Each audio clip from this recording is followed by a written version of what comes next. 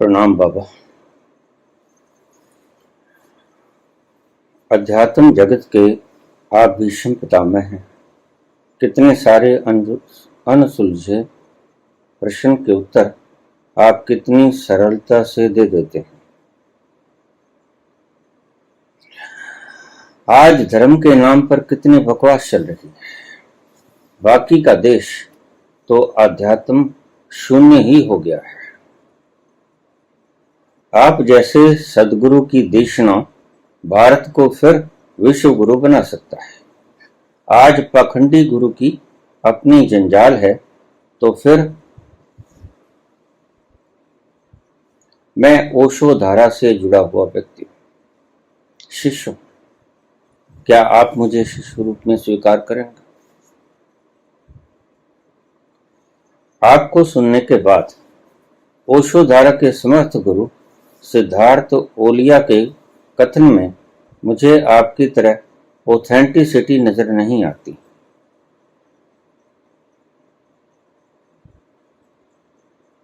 कृपया मुझे शिष्य स्वीकार कर लीजिएगा।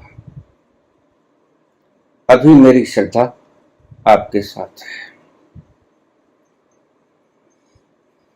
सब मन के खेल है। मन बड़ा चालाक है। मन सदा ही दूसरे में दोष ढूंढता रहता है।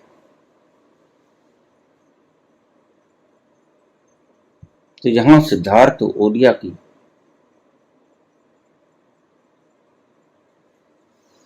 जगह निम्न स्तर की बात है। बिना जाने बिना पहचाने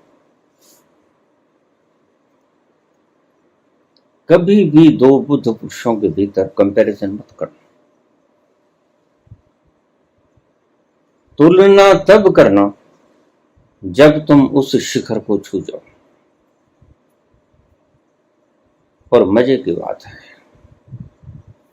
कि जब तुम उस शिखर को छू जाओगे तब तुलना हो नहीं सकेगी, क्योंकि जान जाओगे कि इस परिधि की चारों ओर से संत आते हैं और केंद्र में छुप जाते हैं। पाखंड का निवारण अवश्य करो, लेकिन संतों का तुलनात्मक अध्ययन बंद हो जाएगा।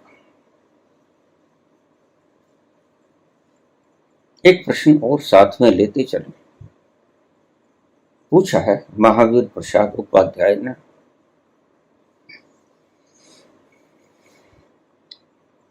संत गुरु का कैसे पता चले कि हमारे लिए ईश्वर ने यह संत चुना है?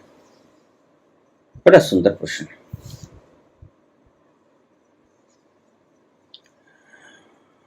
सविता आहूजा ने पूछा है तीसरा प्रश्न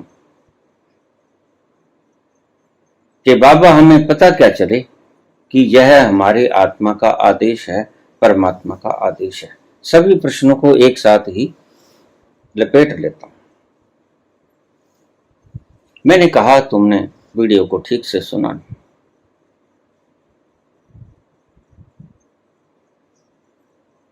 जब मन हट जाता है, जब बादल हट जाते हैं, तब सूरज दिखता है। और तुम फिर वही प्रश्न पूछ लिया कि बाबा कैसे पता चले कि मन हट गया है। हद हो गई, प्रश्न पूछने वाला तो है नहीं। क्योंकि सूरज जब दिख गया तो बादल हट गया। इसमें कोई पीएचडी करने जैसी बात नहीं।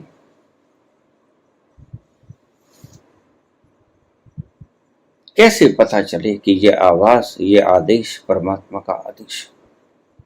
मन का बादल जब सूरज से परे हट जाए तो वह जो आदेश आएगा सीधा सूरज से आएगा। मैंने समझाया भी, फिर उस वीडियो को दोबारा से सुनना। खैर, कैसे पता चले कि परमात्मा ने हमारे लिए यही गुरु निश्चित किया है? इसका भी यही उत्तर है। जहां आपकी तह जम जाए, गुरु के शब्दों के साथ एकाकार हो जाओ और उसके शब्दों के साथ आप अंतर्मुखी होना शुरू हो जाओ। सरलता की सहज धारा, प्रेम की सहज धारा, आनंद की पुलकित अवस्था, उस खुमारी का आनंद, उस सुगंध का फैलाव, उस वीणा के झंकृत करते तार आपको जब रोमांचित करना शुरू करते तो समझ लेना ये गुरु मेरे लिए परमात्मा ने भेजा है। अगर जरा भी संदेह आ जाए तो उस संदेह को मन का संदेह है ऐसा जान। जो शिष्य भी पहुंचा नहीं, पहली बात तो उसे पता ही नहीं चलता कि कौन गुरु पहुंचा है, कौन गुरु नहीं पहुंचा है। इतनी ही योग्यता होती तो तुम आज घर बैठे आनंद और लुत्फ के लम्हों में विचरण कर रहे होते, फिर तुम्हें प्रश्न पूछने की जरूरत भी नहीं होती। मत मस्ती के आलम में खोए खोए, जब प्रश्न ही नहीं उठता, जब विचार ही नहीं उठता, तो कौन करेगा तुलनात्मक अध्ययन। जब सारा सन्नाटा भरा हुआ है, कोई बादल, कोई छोटी बदली सूरज के सन्मुख है नहीं, तो सीधा सीधा प्रकाश सूरज का आप देख पाओगे और उसकी तपिश को महसूस कर पाओगे साफ साफ खुली आंखों से। ओशो धारा के समर्थ गुरु सिद्धार्थ ओलिया के कथन में मुझे आपकी तरह ऑथेंटिसिटी नहीं लगता। तो फिर ये कहां से निर्णायक उत्तर आ गया कि आपकी ऑथेंटिसिटी ही उस व्यक्ति की ऑथेंटिसिटी है। आपका नजरिया भी तो गलत हो सकता है।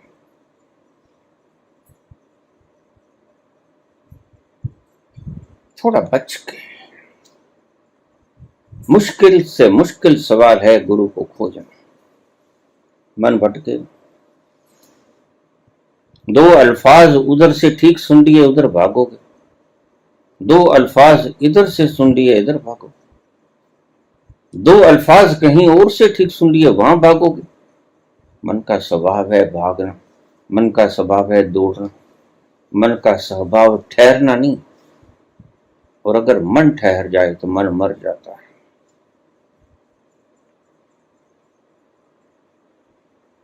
तो इस दुविधा में मत बने रहो, दुविधाहीन आ जाओ। भगवान कृष्ण ने कहा शिन्ष्यात्मा विनश्यति, जो दुविधा में रहता है उसका विनाश हो जाता है। क्यों? क्योंकि वो भटकता ही रहता है पेंडुलम की तरह। कभी वो तल छू लिया, कभी वो तल छू लिया, पत्तियों के ऊपर ही घूमता रहता है, कभी टिकता नहीं, मध्य मार्ग में ठहरता नहीं। जबकि मध्य मार्ग में ठहरा जा सकता है। आपने कभी पेंडुलम देखा? एक खासियत है उस पेंडुलम में, अगर आप उसको मध्य मार्ग से 1 इंच भी परे कर दोगे तो वह वहां टिकेगा, वह फौरन मध्य में आ जाएगा, न्यूट्रल।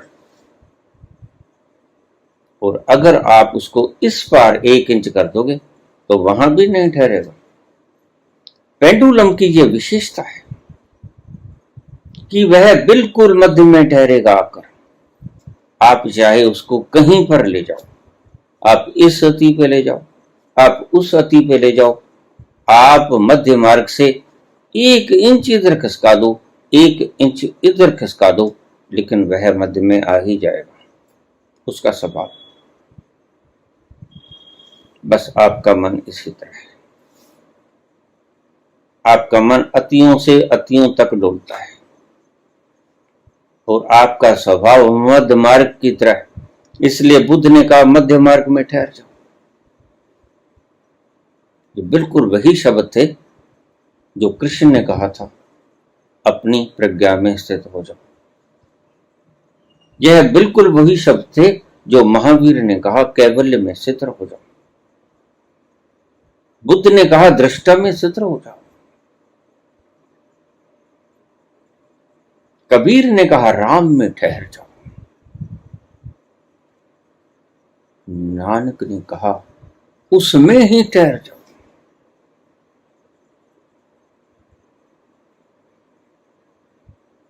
अलग अलग भाषण, अलग अलग शब्द, बात एक ही है। सभी केंद्र में ठहरने की बात करते हैं।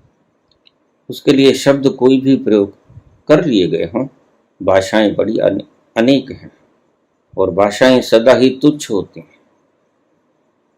भाषाएं कभी भी परिपूर्ण नहीं होती।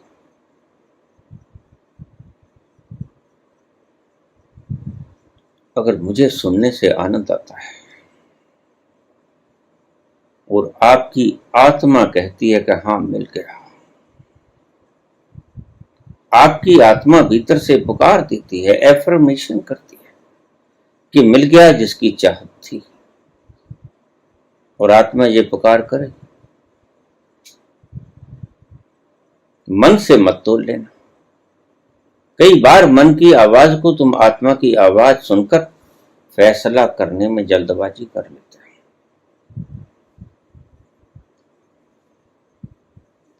ऐसा मत करना। सभी गुरु जिन्होंने उस केंद्र को छुआ समान है, सभी का अनुभव समान है, व्याख्याएं अलग अलग हैं, क्योंकि सफीर के किस कोने से चले वो अलग है। और ईश्वर ने दो पत्थर भी एक जैसे नहीं बनाए। मनुष्यों की तो बात छोड़ो,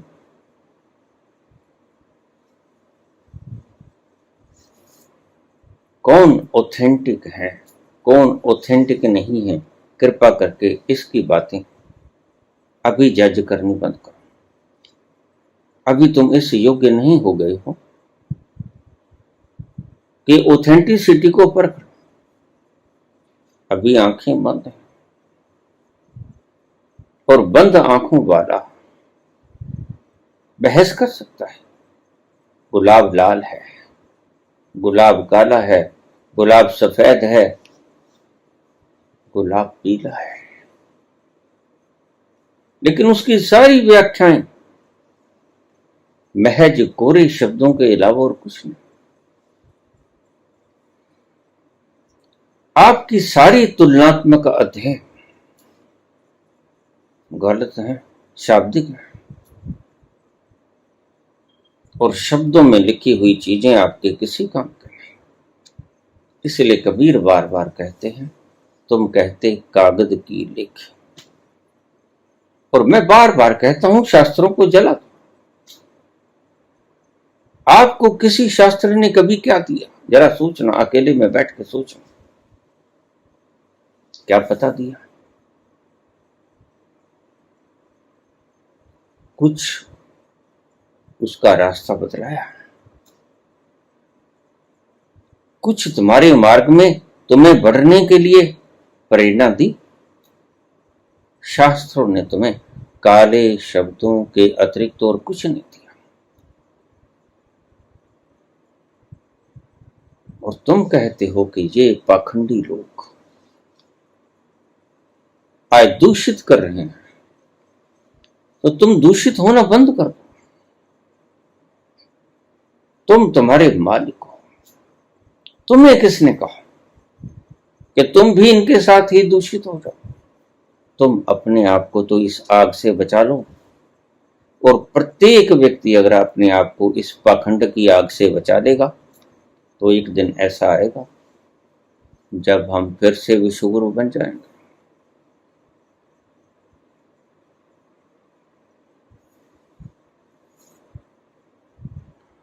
विश्वगुरु थे कभी आज नहीं। आज तो ऐसे ऐसे पाखंड, ऐसे ऐसे पाखंड,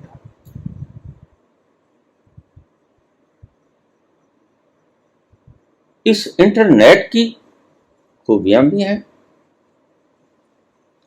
कितनी दूर बैठा व्यक्ति अपना संदेश आप तक प्रसारित कर सकता है, और उसकी मुश्किलें भी हैं। मुश्किलें ये हैं, कोई भी अज्ञान, कोई भी मूढ़ व्यक्ति आपको गुमराह कर सकता है। पहले मीडिया के तौर पर ये पंडित, ये पांडे, ये बकवास करने वाले पाखंडी लोग हुआ करते थे। आज आप चैनल यूट्यूब के खोलो, जगह जगह आपको यही मिलेगा। पहचानना मुश्किल हो जाएगा, पहचानिए, जरा यूट्यूब पे निकलिए, पागल हो जाओगे शाम तक।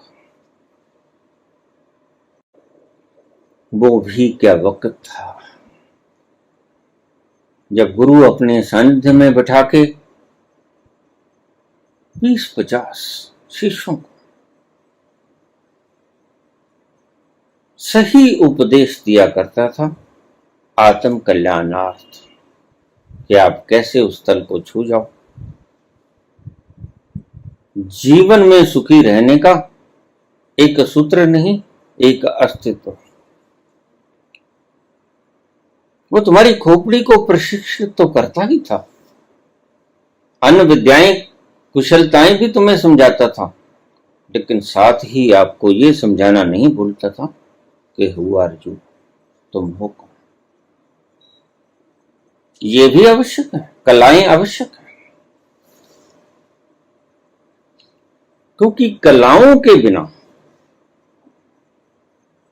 आप पराधीन हो जाओगे, और पराधीन सपने हूं सुख ना। पराधीन को कभी सुख नहीं मिलता, सपने में भी। तो कलाएं सीखनी आवश्यक है, लेकिन कलाएं ही सीखनी आवश्यक नहीं। ज्यादा आवश्यक है स्वयं की खोज करना, ज्यादा आवश्यक है स्वयं को ढूंढ लेना। वो खोई हुई वस्तु कौन है, कहां रखी है, कहां जाऊं, कैसे जाऊं, यही गुरु बतलाता। एक शास्त्र होता, और वो भी जीवत, और उसका नाम था गुरु। मैं आपको की किताब नहीं देता था कि इस शास्त्र को पढ़। वह खुद बोलता था, क्योंकि जीता जागता संबुद्ध था, प्रबुद्ध था। वह खुद आपको बताता था, लेकिन हम गुलाम हो गए, और उस गुलामी ने, दुष्ट ने हमारी विश्वगुरुता छीन ली। एक ही सूत्र हमारे पास था, हु एम आई। यही सूत्र उन्होंने छीन लिया। अब किसी भी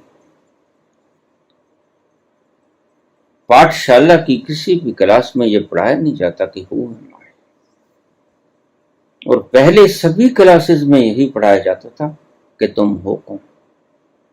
बड़े बचपन से यह शिक्षा दी जाती थी। आज तो तुम्हें सिखाया जाता है ट्विंकल ट्विंकल लिटिल स्टार। आज तुम्हें कोई नहीं बताता, और हम बड़े गौरवान्वित होते हैं जब बच्चा अंग्रेजी बोलता है। भीतर थोथा रह जाए चलेगा, लेकिन जुबान से अंग्रेजी फर्राटेदार हो रहे। इसलिए आज इस पवित्र भारत भूमि ने अपनी वो पहचान खो दी। आज झूठे गुरु पैदा हो रहे हैं, झूठे लोग हम पे राज कर रहे हैं, जो झूठे सपने दिखा के, झूठे वायदे करके, झूठ फैला के, झूठ का संचार करके, झूठी फौज को साथ लेके हमारे ऊपर राज करने की कवायद घड़ते रहते हैं सदा। उनको बैठाया था हमने भला करने के लिए, मैनेज करने के लिए। हमारे दुख सुख को देखो भाई, हमारे दुख सुख को दूर करो, हमारे अभावों को दूर करो। लेकिन उन्होंने मैनेजमेंट करने की बजाय ओनरशिप करनी शुरू कर दी।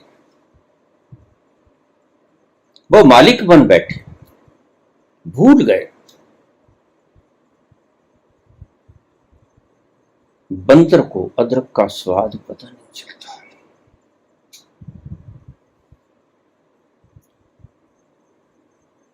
बंदर को अदरक का भाव भी पता नहीं चलता, इसलिए वो उसको उपेक्षित कर देता है, उसे फेंक देता है। ऐसे धर्मगुरुओं से और ऐसे राजनीतिज्ञों से हम आज घिरे हैं।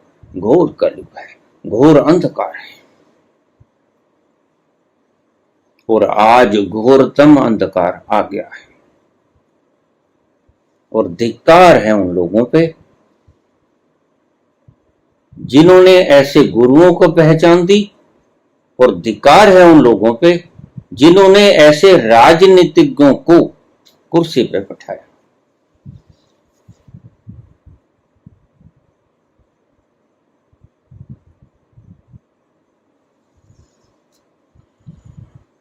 संत की तुलना कभी मत करना, क्योंकि संत बराबर नहीं होते। सभी संतों में फर्क होता है, सभी अलग अलग दिशाओं से आए होते हैं, केंद्र तक पहुंचे होते हैं। बस तुम तो ये देख लेना कि तुम्हारा मन जहां जाके ठहर जाए, तुम्हारा मन जहां जाके विलोप हो जाए, लोप हो जाए, समाप्त हो जाए, वाष्प बन के उड़ जाए, वहां तुम्हें आनंद की एक झलक मिलेगी। और वो आनंद बोलेगा तो गुरु, चखोगे आप भीतर से, जैसे प्रेम की अवस्था में होता है। दो प्रेमी एक दूसरे की तरफ झांकते हैं और एक बड़ी भ्रांति पैदा हो जाती है। आनंददायक क्षण में छलांग लगा जाते हैं उस वक्त, और उस अमृत के रस का पान करते हैं, लेकिन एक भ्रांति रह जाती है भीतर, क्योंकि दोनों ही अज्ञानी हैं। दोनों को ये भ्रांति रह जाती है कि इसके कारण मुझे वो झलक मिली जो इतनी सुंदर थी, प्यारी थी, अट्रैक्टिव थी, जिसने मुझे शांत कर दिया, जिसने मुझे इतना सुगंधित कर दिया। पुरुष भी स्त्री भी दोनों ही इस भ्रांति में रहते हैं कि इसके कारण मुझे वो तत्व दिखा, इसके भीतर मुझे वो तत्व दिखा, और यह भ्रांति अंत तक चलती है। काश ये भ्रांति इस तरह ना होती कि इसके भीतर मुझे परमात्मा दिखा, ये इस तरह होती सत्य के रूप में कि इसके मौजूदगी में मुझे अपना अंतस नजर आया। अगर तुम्हें ऐसा महसूस हो जाए, या तुम थोड़ा सा प्रयास करो, जाग जाओ उन क्षणों में, तुम्हें पता चलेगा कि किसी की मौजूदगी में प्रेम का वो फूल खिला, आपके हृदय में खिला। लेकिन हम दूसरों को पकड़ लेते हैं। अब बंधो, अब हमारे साथ ही बंध जाओ। अब हमें झलक मिल गई, आपको झलक मिल गई, हम इकट्ठे ही, दोनों को झलक मिल गई, हम तो इकट्ठे ही रहेंगे। झलक मिली, बिल्कुल मिली। इसलिए झगड़े बाद में इकट्ठे होते हैं, नर्क बाद में बनता है, क्योंकि एक दूसरे में जब प्रेम दिखता है, और जब प्रेम किसी वक्त आता है किसी वक्त नहीं आता है, और जब प्रेम नहीं आता तो शिकायतें शुरू होती हैं, और जब शिकायतें शुरू होती हैं तो फिर अदालतें दिखती हैं। एक छोटी सी भ्रांति कहां से कहां ले आती है आपको, कि दूसरे में परमात्मा है। दोनों ही पक्ष यह समझते हैं कि दूसरे में परमात्मा है, जबकि ऐसा नहीं दिखा था। तुम्हें अनुभव हुआ था कि दूसरे के कारण मुझे अपना परमात्मा दिख गया क्षण भर के लिए। तो तुम्हें अपनी तलाश करनी चाहिए थी उस तत्व की, इसकी मौजूदगी में मैं अपने भीतर उतरा, जहां अमृत का रस वो पिया मैंने।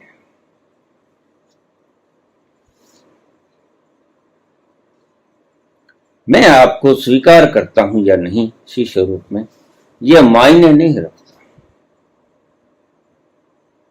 क्योंकि मेरी तरफ से मन नहीं है जो आपको परिभाषित करे कि यह मेरा शिष्य और यह मेरा शिष्य नहीं। आप देखो आपका मन कहां जाके ठहरता है, आपका मन कहां जाके बाष्पीभूत होता है। जहां जाके ठहरता है वहीं आपको आनंद की झलक मिलेगी। ये लक्षण बताओ, जहां भी आपका मन ठहर जाएगा वहां एक लक्षण आएगा आपके सामने, क्या? आनंद की अनुभूति होगी, यह लक्षण आएगा। और अगर किसी गुरु के शब्द सुन के आप अपने भीतर उतर के आनंद को प्राप्त नहीं होता, तो वह गुरु आपके लिए बेकार है। अगर मन बोलता ही रहता है, मन ठहरता नहीं, वह गुरु आपके लिए काम नहीं करेगा।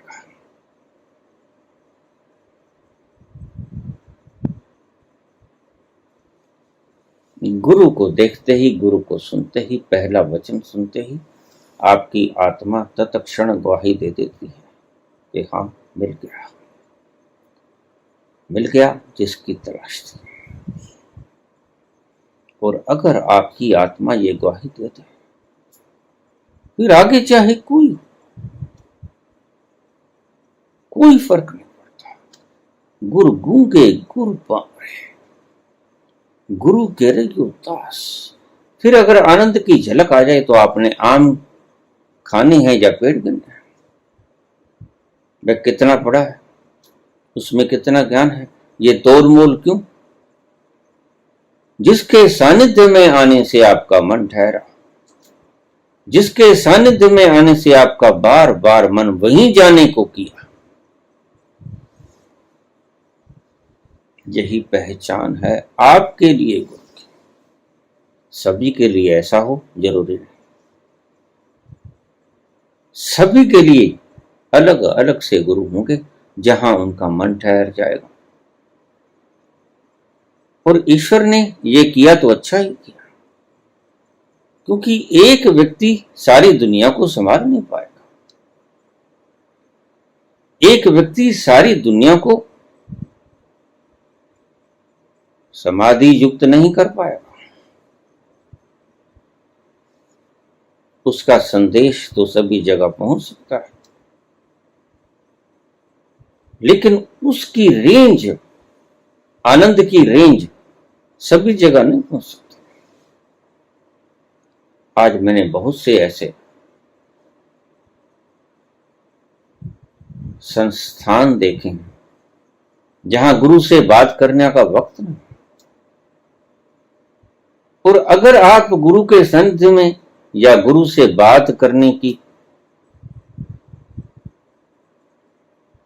फुर्सत आपको नहीं देते हैं गुरु, फिर आप क्या खाक सीख पाओगे? आप उसके सानिध्य में बैठ नहीं सकते, आप उनसे बात नहीं कर सकते, फिर आप उसकी खुशबू को कैसे मान पाओ? उद्यान के समीप से गुजर जाओ, खुशबू आपकी नासापुटों को प्रभावित नहीं करती। बाहर से गुजर जाओ निर्लिप्त भाव से। और मैंने देखा कि गाड़ियों में बैठ के ड्राइवर घुमाता है कि दर्शन करो। क्या होता है इससे? कुछ नहीं होता इससे। कितने लोग पहुंच पाए? लोभी गुरु, लालची चेला, लालच चाहे कोई भी हो, लोभ चाहे कोई भी हो, संख्या बढ़ानी हो। मैं इनको धर्म कहता ही नहीं। इन डेरावादियों को, इन संस्थानवादियों को मैं धर्म कहता हूं। यह एक राजनीतिक जमातों की तरह धर्म में राजनीतिक जमातें हैं, बस नाम बदल दिए गए हैं। वहां पार्टी शब्द लगा दिया गया है, यहां संस्थान शब्द लगा दिया गया है। बात एक ही है, एक ही तल के लोग। पार्टी वाले भी स्ट्रेंथ चाहते हैं, बल चाहते हैं, संख्या चाहते हैं, और धार्मिक लोग भी संख्या चाहते हैं। अभी कुछ दिन पहले मुझे एक व्यक्ति कहने लगे, हमारे धर्म में इतने करोड़ लोग हैं। मैंने कहा ये तो कोई गर्व की बात नहीं है। भेड़ों का बाड़ा कितना बड़ा है, ये तो कोई गर्व की बात नहीं। तुम धर्म की बात कर रहे हो या बाड़ों की बात कर रहे हो? ये बताओ कि आपके संस्थान में प्रबुद्ध कितने जाते क्यों हो वहां? शांति के लिए जाते क्यों हो वहां? आनंद के लिए। खिल जाए तुम्हारी कली, फूल बनकर अपना मुखड़ा खोले, बहार का मौसम आ जाए, फूल अपना रस झारना शुरू करते हैं, पास से गुजरते हुए लोगों के नासिक का पुट सुगंधमान होने शुरू हो जाए। आप जाते क्यों? धार्मिक गुरु के पास जाते क्यों?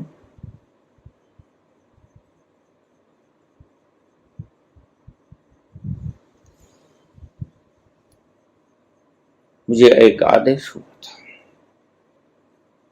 मुझे सिद्ध बुद्ध परशुओं ने जगाया, आदेश दिया कि बोलिए। मैं बार बार जिक्र करता हूं। उन्होंने मुझे एक शब्द और भी कहा था। ओशो भी बीच में थे। जो ओशो आज जन्म लिए फिरते हैं, वो ओशो भी बीच में थे।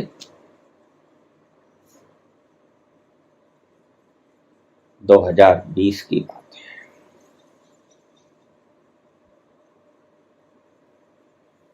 उन्होंने मुझे कहा कम्यून मत बना लेना।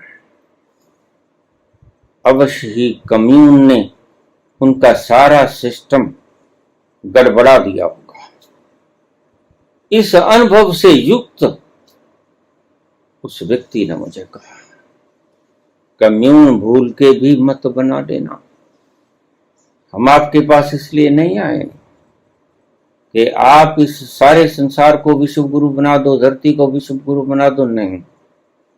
कुछ एक गिनती चुनती के दिए जला दो, बस इसी उम्मीद और आशा के साथ हम आपके पास आए हैं। मैंने कहा किसी और के पास चले जाते, मैं तो बड़े आनंद में हूं। 35 वर्ष से मदहोशी के इस आलम में खोया खोया, अब तो आंखें खोलने को मन भी नहीं करता। बड़ा पुराना हो गया है ये अमृत का खजाना, इससे बाहर निकला मुश्किल है। कैसे निकलूंगा इससे बाहर? मेरी तो जुबान तालुए से चिपक गई। बोल कैसे पाऊंगा मैं? भला उठ सकूंगा, भला बोल सकूंगा? क्या ये मस्ती और सरूर का तूफान, क्या ये वायु वेग की घनत्व भीषण गर्जना, जिनके भीतर मैं खोया खोया दिन भर रात, मुझे ये पता चलता है कब सूरज निकला, कब सूरज ढला। आप समझते हो कि मैं बोल पाऊंगा? बिल्कुल बोल पाओगे। आप कृपा कीजिए, आप बोलिए। मैंने फिर पूछा, कोई और व्यक्ति ढूंढ लेते इस उम्र में, बुढ़ापे की इस उम्र में?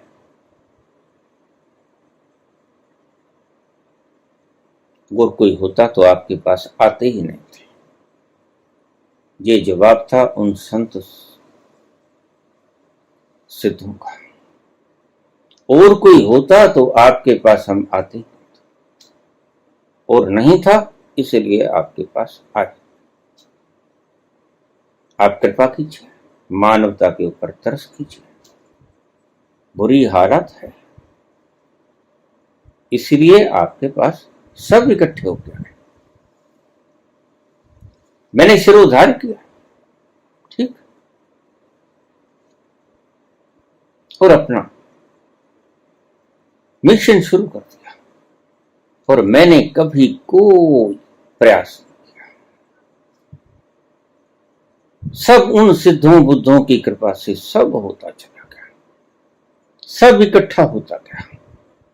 मुझे नहीं पता था YouTube क्या होता है, मुझे नहीं पता था YouTube पे बोला कैसे जाता है, वीडियो कैसे अपलोड होती है, कैसे एडिटिंग होती है, कैसे सब कुछ होता है, कुछ नहीं पता था। बोलना तो मैं जानता था। बहुत पहले से स्टेजों पर आने की आदत थी, कॉलेज वक्त, स्कूल के वक्त।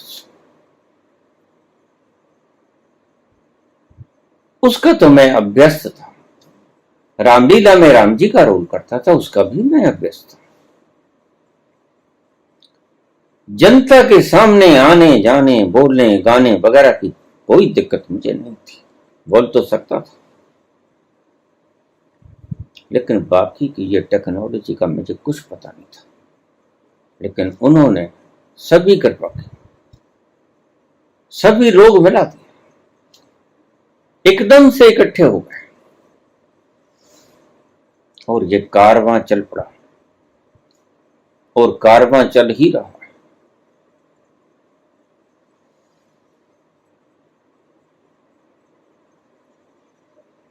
आज सब कुछ बोल दिया है, करीब करीब में आंतरिक सिद्धांत, रहस्यों से पूर्ण, जो भेद अब तक खुले नहीं थे, जहां तक मैं खोल सकता था खोल दिया। और अगर आपके भीतर कोई ऐसा रह गया है भेद, जिसे जिसे आपकी तृप्ति के लिए कोई बता नहीं पाया, तो मैं हाजिर हूं। किसी संत के शब्द जो आपको गहराई तक समझ नहीं आए और जो आपको दुविधा में डाल देते हैं, मैं हाजिर हूं, मैं उनको स्पष्ट करूंगा। वो शब्द चाहे किसी का भी क्यों ना, लेकिन हो बुद्ध पुरुष के, गपोड़ शंकर। जहां तक मैं उगाड़ सकता था पुराणों की बातों को भी मैंने उगाड़ा, पुराणों के भीतर के संदेश और रहस्यों को मैंने निचोड़ा।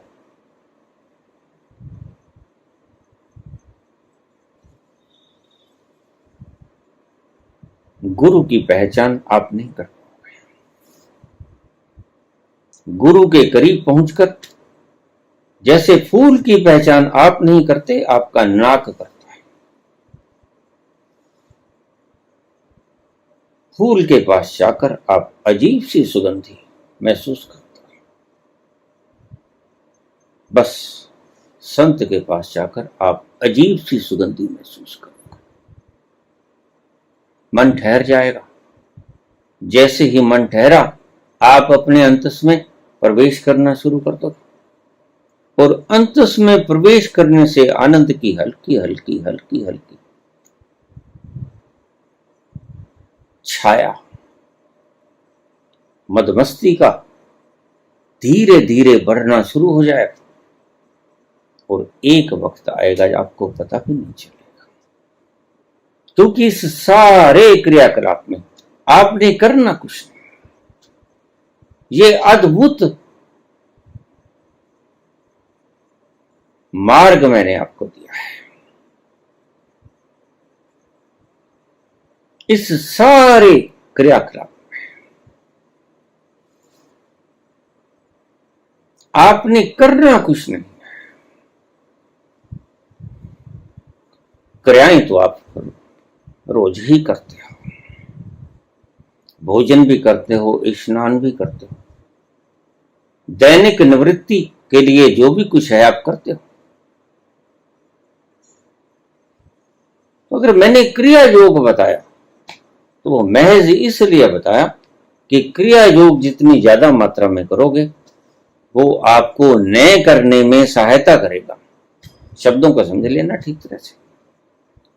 क्रिया योग करने के बाद आपको वो नए करने में सहायता करेगा, और उस नए करने में आप उस योग निद्रा में पहुंच जाओगे जिस योग निद्रा के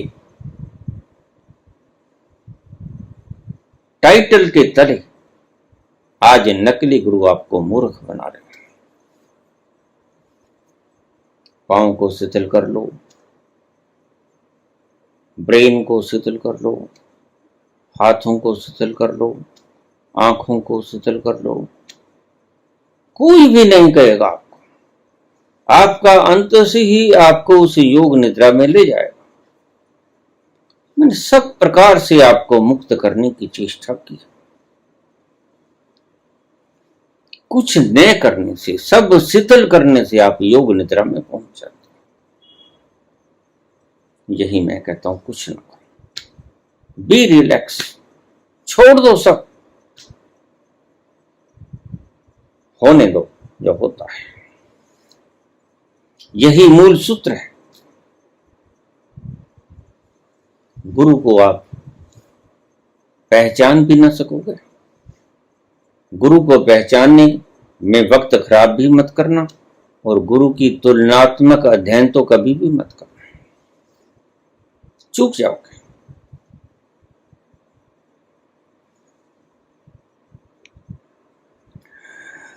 नहीं शिकवा मुझे कुछ बेवफाई का तेरी हरगिज़, नहीं शिकवा मुझे कुछ बेवफाई का तेरी हरगिज़, गिला तब हो अगर तूने किसी से भी निभाई हो।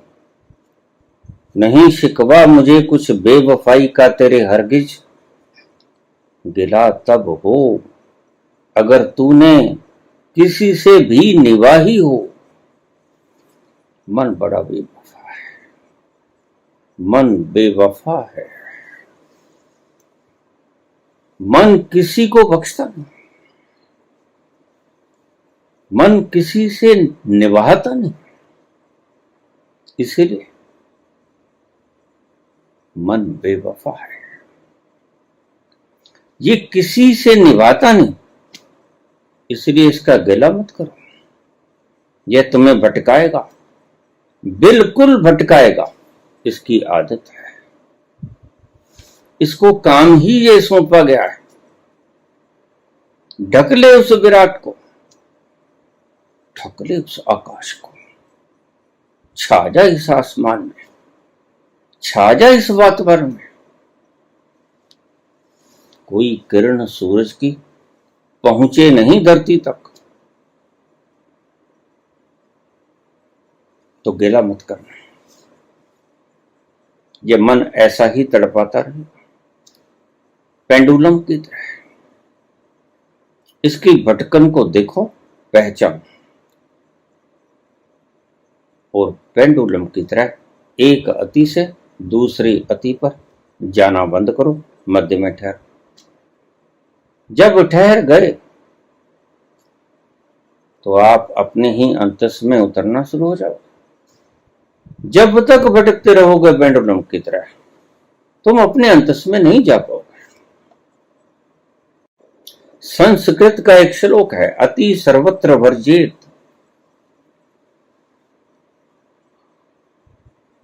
एक्सट्रीम हर चीज की बुरी होती है, और मन सदा ही एक्सट्रीम करता है। कभी इधर एक्सट्रीम करता है, कभी इधर एक्सट्रीम करता है, बस ये सिर्फ बीच में नहीं रुकता। और ये बीच में ना रुकना तुम्हारी तड़पन बना हुआ है कितने जन्मों से। तुम इसके शागिर्द बने बने इसके पीछे लगे, लेकिन इन शब्दों से कुछ शिक्षा लेना, भटकना मत। गुरु गूंगे गुरु पापरे, गुरु के रहियो दास। जैसा भी है, जैसा भी है, जब चुना होगा सिद्धार्थ ओरिया को तो अच्छे लगे होंगे। तो याद रखना, अगर ये मन साथ रहा तो एक दिन मैं भी अच्छा लगना बंद हो जाऊंगा। खेल सारा मन का है और तुम दोष दूसरे पे देते हो। मैं तुम्हें तुम्हारी डिजीज बता देता हूं। तुम्हें रोग है, मन ने ढांप रखा है तुम्हारे सूरज की चेतना। इस मन से मुक्त होना है। कौन ज्यादा कौन कम, इसको तोलना बोलना बंद करो। कुछ नहीं मिलेगा, इस तोल मोल में कुछ नहीं मिलेगा। इस मन को पहचानो। ये मन ही तुम्हारे लिए बाधा है। अगर ये मन ना हो तो ऐसी श्रद्धा का स्फुरण भीतर से उठेगा जैसे किसी झरने के ऊपर रखा हुआ पत्थर हटा दिया गया। तो फिर कौन कौन शिक्षित, कौन अशिक्षित, कौन पहुंचा, कौन नहीं पहुंचा, इसकी फिक्र करोगे? नहीं फिक्र करोगे। तभी एक अद्भुत वाक्य हमारे मनुष्यों ने कहा, गुरु गूंगे नहीं बोलता, गुरु बावरे बावरा लगता है, मस्त लगता है, बोलता नहीं, जवाब नहीं देता। गुरु कह रही हो दास, उसकी चरणों में बिछ जाओ, लुट जाओ, कुर्बान कर दो। गुरु जो भेजे नरक में। अगर तुम्हें यह भी लगे किसी वक्त कि ये मुझे नरक में भेज रहे हैं, तो स्वर्ग की रखी हो आस। तो ऐसा हो नहीं सकता कि गुरु हो, शब्दों को समझ लें, गुरु हो और आपको नरक में भेज दे। बाह पकड़ कड़ लीने अपनी, बाह पकड़ कड़ लीने अपनी, ग्रह अंधकूप माया, ग्रह अंधकूप माया, ठाकुर तुम शरणाई आया, ठाकुर तुम शरणाई आया। गुरु तो आपको इस अंधेरे कुएं में से बाहों पकड़ के बाहर खींच लेगा। गुरु होना चाहिए, और गुरु है इसकी पहचान तुम्हारी आत्मा करेगी। जब तुम्हारी वीणा का संगीत वो अज्ञात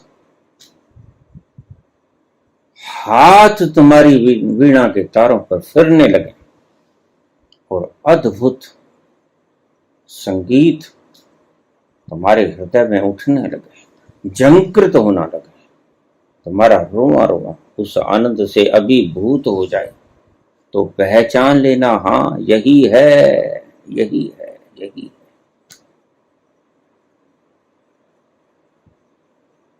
बस यही है पहचान। मन के छलाओं में मत पड़ना। मन ने कभी किसी के साथ वफाई की नहीं, इसकी बेवफाई से नाराज भी मत होना। किसी ने किसी से निभाही भी नहीं, नहीं शिकवा मुझे कुछ बेवफाई का तेरी हरगिज, गिला तब हो अगर तूने किसी से भी निभाई हो। कोई है जिससे मन ने निभाई है? सदा ही सूरज के ऊपर काली बदलियां लेकर मंडराता रहता है, सदा ही उसकी रोशनाई को, उसकी किरणों को आपके ऊपर गिरने नहीं देता। मन बेवफा है। मन को द्रोहित करो जितनी जल्दी हो सके, ये भेद बुद्धि का कारण है। और जब तुम भेद बुद्धि को समाप्त कर दोगे, मन भटकना बंद हो जाएगा और बस तुम्हें मंजिल मिल गई। मन भटकना बंद हुआ और तुम अपनी मंजिल की तरफ अग्रसर होना शुरू हो गए। मूल सूत्र तुम्हें बता दिया।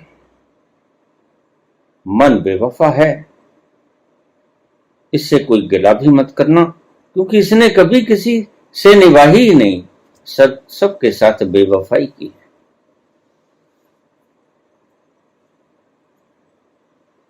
ऐसा सोचना मत।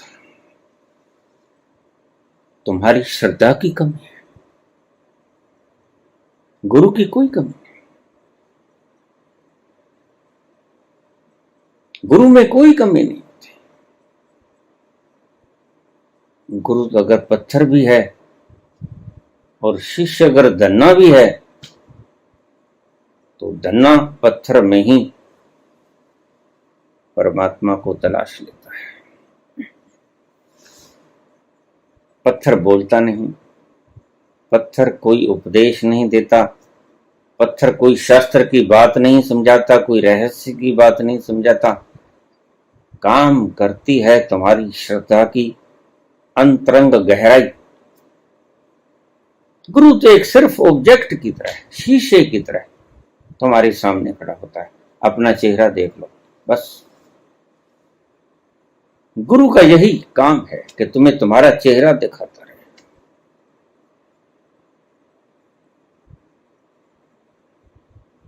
अगर गुरु ना हो तो फिर कितना ही कुछ हो जाए, शीशा होना जरूरी है। तुम्हें तुम्हारा मुखड़ा दिखना चाहिए, खूबसूरत है, गुरु है। और जब तक तुम स्वयं का चेहरा नहीं देखोगे, तब तक ये मर्दान की तुम्हारे चेहरों पर छाई रहेगी। ये द्वैत भाव तुम्हारे मन के भीतर उतरता ही रहेगा। ये बुद्धि सदा ही संशयात्मक बनी रहेगी। धन्ना से सीखना है तो शिष्यत्व सीखो। और बाबा नानक ने यही कहा, सिख बनो, शिष्यत्व सीखो। धन्ना से सीखना है तो श्रद्धा सीखो। और अगर श्रद्धा नहीं है तो चाहे आंखें कितनी भी हो, दिखाई कुछ नहीं पड़ेगा। सोच जरा जे सूरज रब बनौंदा ना,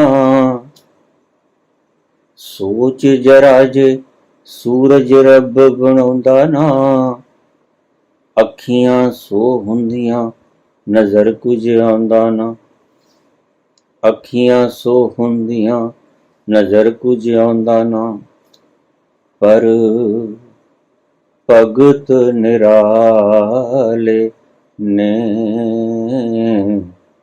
ਪਰ ਭਗਤ ਨਿਰਾਲੇ ਨੇ, ਪੱਥਰਾਂ ਚੋਂ ਲੱਭ ਲੈਂਦੇ ਨੇ ਜਿਹੜੇ ਅੱਖੀਆਂ ਵਾਲੇ ਨੇ, ਪੱਥਰਾਂ ਚੋਂ ਲੱਭ ਲੈਂਦੇ ਨੇ ਜਿਹੜੇ ਅੱਖੀਆਂ वाले ने।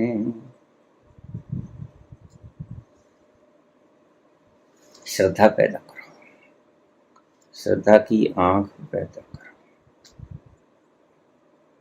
श्रद्धा की आंख पैदा करना आवश्यक है। मन के उलझाओं से परे हो जाओ तो श्रद्धा का झरना फूटेगा भीतर से। मन को हटाओ, ध्यान से हटाओ, प्रेम से हटाओ, वैराग्य से हटाओ, किसी तरह हटाओ। इस मन की धूल को हटाओ, इस मन की काली बदलियों को हटाओ सूरज के सामने से, और पाओगे सूरज सदा ही प्रकाशमान था।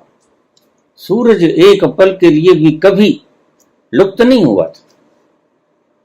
तुम्हारी आंखों के आगे काले बादल इस मन ने धकेल दिए थे। इस मन को तुम परे कर दो, पाओगे सब कुछ तुम ही हो। जिधर देखता उधर तू ही तो है। हर जर्रे में तू ही तो रूबरू है। धन्यवाद।